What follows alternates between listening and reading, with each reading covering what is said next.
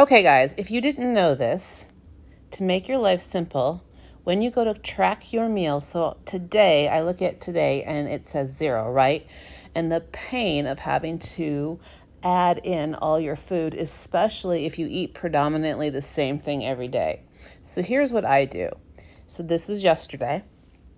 Go to the top, click the bar, copy all meals to.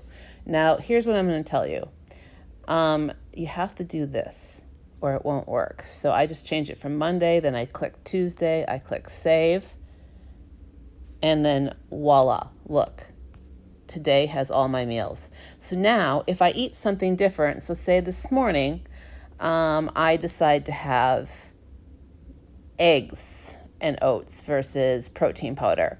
I would just go in, well, I always have my collagen coffee, so I would just go in, I would delete this, and then I would add food. I would look for my egg.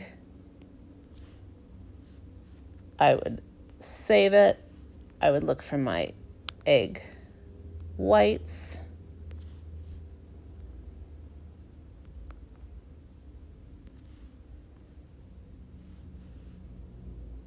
That's not what I'm looking for, is it? Cancel. Liquid egg whites is what I want. I would change to my measurement.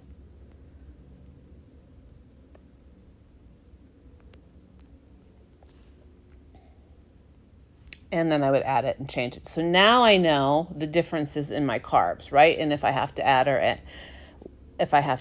or subtract. So, and you can do the same thing for the next day. So you can plan out your whole week. You just go up here, like I said, copy all meals to. The trick is change the day. For some reason, this thing needs you to do this. At this point, you click save.